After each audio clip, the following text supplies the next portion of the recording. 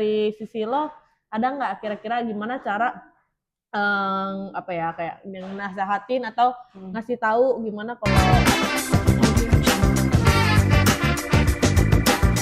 Hai Ibu-Ibu Rempong, ketemu lagi sama kita di Buram Ibu-Ibu Rempong. Hari ini kita rencananya mau bahas mengenai anak-anak sekolah nih udah selesai nih masa MPLS-nya. Sekarang mau masukin masa belajarnya. Bener, banyak anak-anak yang baru sekolah juga sekarang. Termasuk anak gue. Bener. Nah, kira-kira nih kita sebagai orang tua ada nggak kayak semacam kayak wejangan, nasihat-nasihat ke anak gimana biar anak tuh tetap kuat, sehat, mantap. Mantap. Nah, lagi banyak nih kemarin gue nonton nih di berita Lambeu. Itulah. Ya, ada banyak banget kasus bullying nih buat di anak-anak masih kecil, masih SD lagi. Yang gue nonton kemarin tuh bukan ya? Iya, sekarang tuh nggak cuman orang menengah ke bawah, menengah ke atas juga lebih ngeri-ngeri lagi, tau nggak bullyingnya? Mungkin ya dulu banyak, cuma belum terekspos kayak sekarang. Karena sekarang ada media ya. Benar. Dan sekarang tingkat stres anak-anak sekarang malah banyak yang stres. Nah, itu dia. Nggak susah anak-anak, emak-emak, ibu-ibu kantor semua pada stres. Tapi nih ya, sebelum kita lebih lanjut lagi, gue mau nanya sama lu. Ya. Dulu di sekolah kan bully tuh banyak ya. Lu dicengin itu udah entah itu bully. Fisik atau ngomong. dari Nah, kalau dulu kan kita panggilan orang nama tua. nama bapak biasanya kan. Kayaknya sekarang masih ada deh kayak gitu. Nah, itu menurut lo kan jadi gini kasus ya, panggilan.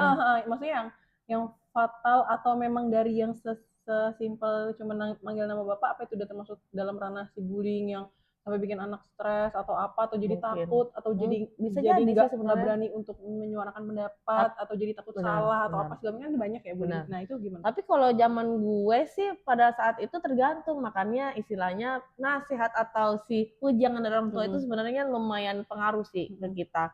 Kalau gue sih pada saat panggil orang tua, nama bokap gue yang nggak usah disebut ya, data diri. Nah, istilahnya misalnya si bapak A gitu, ntar manggil gue kayak si bapak A, si ibu B gitu. Gue bilang, so what, emang itu bapak gue. Jadi nggak yang kenapa? Kecuali kalau misalkan dia ngomongin udah kerana kayak pekerjaannya, kayak merendahkan pekerjaan orang tua gitu. Atau fisik, atau fisik, ini yang amit-amit, yang ini tangannya ini, mukanya ini. Nah, itu mungkin gue akan sebel. Tapi kalau emang kayak gitu, lah emang nama bapak gue. Nah, itu nyokap gue kayak, kalau emang kayak gitu kan biasa itu dari zaman papa dulu katanya udah ada gitu. Nah, makanya nih kita mungkin di sini bisa ngebahas kira-kira tanggapan dari kita nih, bukan dari para ahli tapi dari kita aja, buat sama ibu-ibu mungkin di rumah juga bisa beranggapan sama atau mungkin ada yang beda, bisa di kolom komentar nanti kan. Nah, kasus bully nih, menurut lo dari sisi lo ada nggak kira-kira gimana cara kayak nasehatin atau ngasih tahu gimana kalau ada yang lagi ngebully si anak lo ini gitu? Kalau gue sih selalu ngomong ya sama anak gue sendiri, biarpun anak gue masih kecil ya, masih umur 3 tahun setengah gitu. Gue selalu bilang sama dia, kan kita juga nggak bisa 24 jam ngeliatin dia, apalagi di sekolah kan. Gue cuma bilang gini, selama kamu nggak salah dan juga kamu nggak menyenggol orang lain, ya udah gitu. Berteman aja, namanya anak kan kadang gini loh Sel, berteman anaknya yang punya masalah, orang tuanya yang ikut campur. Nah, itu bisa jadi juga panjang. Nah, kalau misalkan sama anak ya udah biar aja anaknya udah baik-baik, ntar ibu bapaknya nggak baik-baik, nah kayak gitu. Nah, terus balik lagi ke kasus bully ini. Kalau misalkan gue pasti ngomong ke anak gue, udah kalau misalkan ada memicu, tapi memicu itu udah jangan diterusin aja, main yang lain aja kayak misalkan. Nah, tapi kan sejauh ini gue memang belum merasakan, karena anak gue masih baru playgroup juga gitu, belum yang tapi gue selalu bilang sama anak gue, kalau kamu nggak salah, kamu harus berani ya. Kamu nggak boleh takut apa yang kamu mau omongin gitu. Terus kalau gue karena anak gue perempuan ya, jadi gue selalu bilang sesimpel kayak yang lo dipukul balik, jangan diam. Lo dicubit balik, jambak balik, dorong balik. Terus habis itu kalau dia ngadu, dia nangis, biarin aja tinggal. Sesimpel itu. Itu juga bisa kayak gitu. Sesimpel itu, dan itu singkat, padat, dan jelas. Terus ya itu dia. Tapi jangan duluan ya. Kalau duluan gue selalu bilang kayak kalau lo duluan terus lo dipukul balik ya lo jangan nangis. Bener. Karena lo duluan yang mulai. Dan gue terapin itu juga ke adeknya kan. Jadi kalau emang dia misalkan mukul adeknya, terus habis itu adeknya mukul balik, ya gue gak akan ngebelain siapapun. Ya lo duluan, gue akan ngomong kayak gitu. Berarti biar dia biar punya pola pikir pada saat di sekolah kayak yang oh ya sama nih kayak di rumah kayak gitu kan, gue dipukul gue harus pukul balik gitu. Dan sama pun adeknya pun misalkan gitu walaupun masih kecil ya, misalkan dia mukul kakaknya nggak gue bilang ini masih kecil belum tahu, enggak, gue akan ya sepura-pura bikin drama kayak gue marahin adeknya atau gue mukul atau gue nyubit adeknya padahal enggak gitu kan, kayak gitu-gitulah istilahnya biar dia ngeliat gitu. Kalau anak kecil kan yang baik kan mungkin belum ngerti-ngerti juga kan, kiranya main. Nah kalau yang udah gede ini kan lebih ngeliat lah, lihat contoh. Anak kecil itu kan mencontoh ya gitu. Dia, jadi kalau kita ngomong kan kita aja yang udah gede, emak ngomongnya kadang masuk kuping kiri keluar kuping kanan. Nah mungkin anak-anak juga ada berisik nih mak gue, mungkin ada yang kayak gitu juga kan. Jadi memang harus dicontohin sih kayak gitu. Memang itu pasti ya, salah satunya adalah kita sebagai orang terdekat di lingkungannya ya di rumah itu memang harus mencontoh, karena anak kecil itu lagi benar-benar ngerekam apa yang kita omongin perilaku. Jadi apa sebisa mungkin kita ngomong yang baik-baik. Tapi jangan dicontohin malahan pukul balik ntar bapaknya mukul, Nah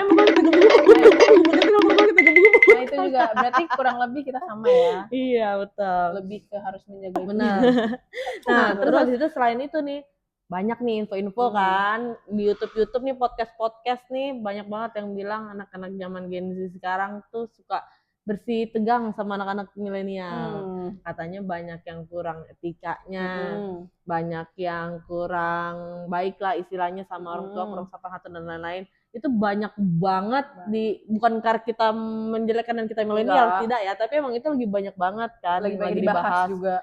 Betul. Nah kira-kira kalau kayak gitu gue narik garis benang merahnya tuh kayak berarti kan dari kecil juga harus dididik gimana caranya akhlak dan lain-lain. Ya mungkin Gen Z itu juga diajarin pasti sama orang tuanya. Pastilah. Tapi mungkin kurang aja effortnya gitu. Ya, kalau dari kita kira-kira gimana menurut lo? Kalau gue ya, kalau ini kita nggak bisa pukul, maksudnya kita nggak bisa pukul rata siapa-siapa kebanyakan ya, tapi nggak semuanya. Karena sekarang emang lagi itu dia media lagi naik, jadi yang kena lagi zamannya Gen Z. Soalnya kan Gen Z kan zamannya digital banget. Iya, zaman milenial belum kurang digital. Apa-apa udah langsung terlihat jelas gitu kan. Status lah ya, apalah segala macam kayak gitu. Nah kalau menurut gue sih balik lagi ya, etika itu harus pasti ada.